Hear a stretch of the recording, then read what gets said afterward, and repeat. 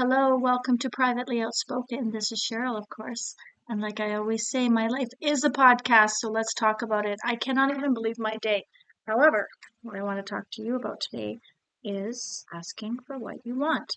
When was the last time you asked for what you want? And who are you asking? Who are we asking? And why aren't we asking? I want to talk about how important that is to do in this world. So, what sparked this conversation to have in my mind was I was chatting with my kids, and of course, I've mentioned I have 6 children. And as they're talking, I kind of just zoned out, and my mind just started thinking. They're sitting here and they're asking me one after the other, all sorts of different things in like an assembly line, basically. One was asking me for new ice skates. One was asking if he could leave school early and if I could change the bus. The other was asking to go to his friends after school and get a ride there. The other one was asking for a special lunch later this week. Anyways, as they're asking me this, I just thought to myself, wow, they are not afraid to ask for what they want. Nothing stops them. And so then I just kind of circulated that in my brain and I just started thinking, well, why aren't we all living like this? Like, can you imagine if we were all like teenagers or children and we just were so carefree that we were not afraid? Nothing, no fear stopped us from asking and getting what we want or making it happen for that matter, right? Like when children or teenagers ask for what they want, their brains aren't even developed enough that they think, oh, well, I'm not going to ask for that because of this. They literally just shoot their shot. Yeah, why don't we all do that? So my mind got going and I started to brainstorm some ideas of changing this mindset and taking sort of a little more action where exactly we can use that in our lives and in so many different types of relationships. But I can't think of one that we couldn't use this mentality for. We can use it in our marriages, our dating relationships, our friendships, our workplaces, within school, with our parents, with strangers, our neighbors, our community. We can even ask the universe. Then I started to think, I wonder what the percentage increase would be on getting the things we want in this life just by changing one thing and by basically just asking for it. Then you add in all the other steps of working for it and doing those things to move forward. But just by putting it out into the universe and sharing with the people who we think care about us and who know and show us that they care about us of things we need and see who the important ones in our lives are that actually care. Maybe in our marriage, we have things that we haven't spoken up about. Maybe we need some responsibility taken off our shoulders. Maybe you've been cooking for 20 years and you really just need that responsibility and burden taken off your shoulders. You just ask your spouse, you ask your kids, you ask all the people within your household to help find a way to take that off your sole responsibility. Maybe we just need emotional support. Maybe we need more intimacy. Maybe we're just feeling not as connected to someone as we used to be, and we ourselves need to be fulfilled in a different way. And you reach out and you express instead of holding resentment, you actually express the things that you need to solve that problem and you work together. Maybe you just need to vent at the end of the night. Maybe you just need a hug. Maybe you need people to understand you more. Maybe you need people to appreciate you more. At the end of the day, it comes down to self-love. Most things in this world come down to self-love and what you see your self-worth as. How high of a value do you put yourself where you know that you deserve the things that you need and want and desire? The more you love yourself, the more confidence you get in being able to speak those needs, right? For me, that's something super, super important for me to teach my children is about self-love, about how having a high sense of worth and value and love for yourself from the inside out will just give you so much more confidence in this world of speaking your truth and speaking your desires and needs. And it will come down to being selfish. We don't want to be selfish in this world, but we don't want to be selfless either. I think that's something that really needs to be talked about more. Just because you're not being selfless and you want to be put into the mix of being considered does not mean it takes away from anyone that you're responsible for taking care of. I know that, say, as a mother, that's something that is very hard to explain, but we all feel it. We all feel that, and we just don't really want to justify how we're also so very important And I know it's so easy for us to just put all our thoughts and feelings aside. And we do that. We do that in the younger years. We don't even think twice about it. But eventually, you get to become a little bit more of a priority in the world as well. You're included, not just the caregivers of the family. We're part of it. Another way to ask for what you want would be to stop people pleasing and start pleasing yourself as well. We teach people how to treat us, and we teach people how to love us in the way that we need. Maybe you need alone time. Maybe you need some self-care. Maybe you need to tell the people around you that you need a minute. You need a minute, you need an hour, you need a day. You need time to reset. And then you explain to them and you let them know. You don't justify it, because you don't ever need to justify why you need something like that. But you use you describe your feelings so that they can learn compassion and empathy for somebody who isn't at their 1000% best, and they want to give that to you. In the dating world, maybe you're a woman like me who really, really appreciates and loves to have her door opened for her. I love when a man will do that. I love when strangers do that, to be perfectly honest. I think it's just very chivalrous. From my perspective, it's something that makes me feel really, really good. It makes me feel very, very feminine. And I know some men or women see it as sort of a woman's entitlement attitude, but to me, that's nothing like that. To me, it's a way to submit to a man and have him have the power, because he's chosen to do that. It's a way for him to take care of her. And in my opinion, or in my thoughts, I can't imagine them not feeling manly doing that. So to me, as a woman, I feel like I've settled into him having that power and just being my feminine self. And I know for my boys, that's something that I would love instilled upon them. Because even if you haven't seen it growing up, doesn't mean that that can't be instilled upon you a little bit later.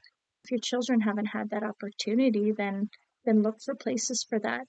They're watching. They're always watching. And I think to myself, well, if this makes me feel so good as a woman, if my boys give this good feeling to a woman that they care about, or are pursuing, or could potentially care about, then how amazing is that, to just know that they might be able to feel that feeling.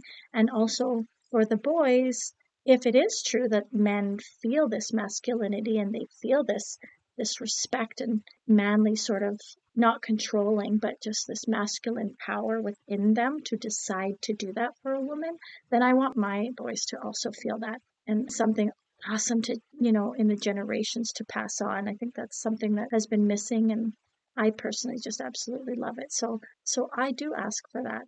And I can't decide whether someone will do that for me, but I can express it.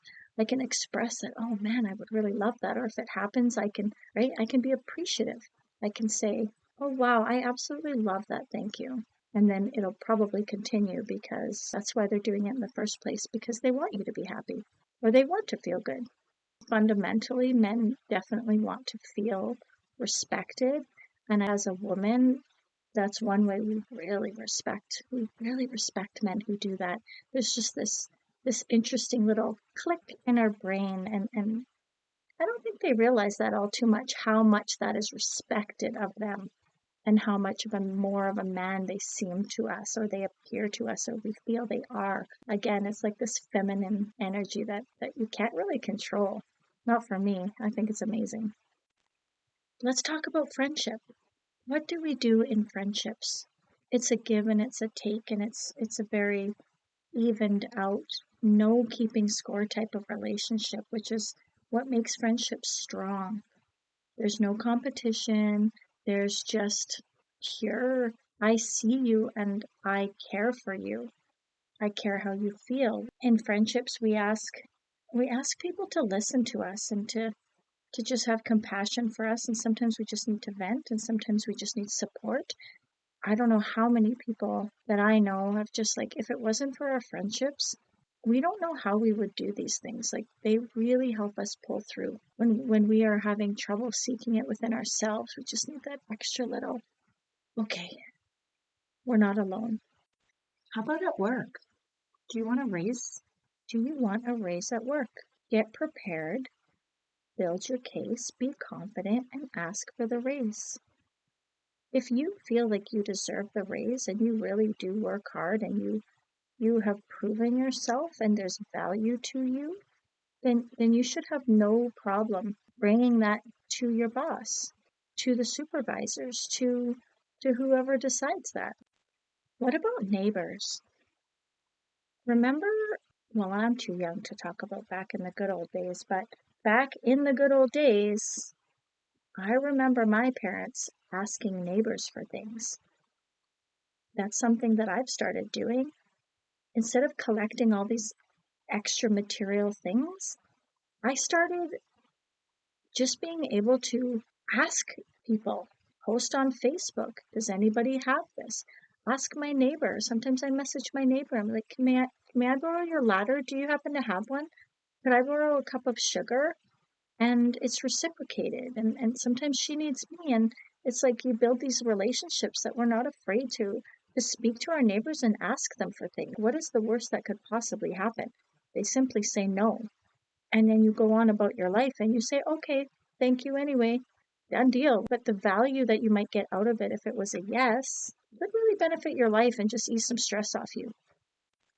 I want to also talk about a way that we can ask for what we want in the community.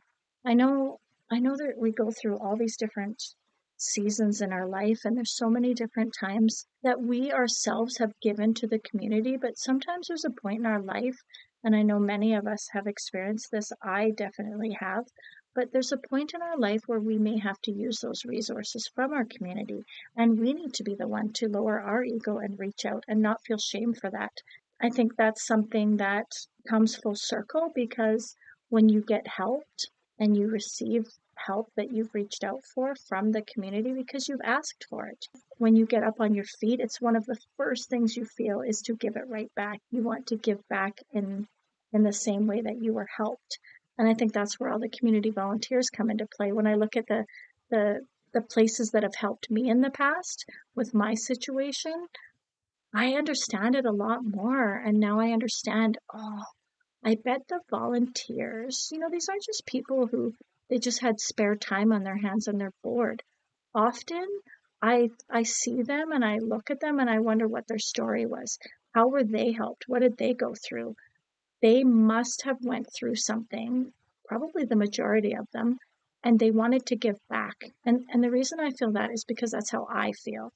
I immediately, once I'm on my feet, is I want to give back to the same group of people. It's like a charity, right? If you have something that meant something to you, you want to give back to that specific charity. So it's the same thing when you ask for help in the community. You tend to want to give back to that same part of the community that you were receiving help from. There's something really, really special to that.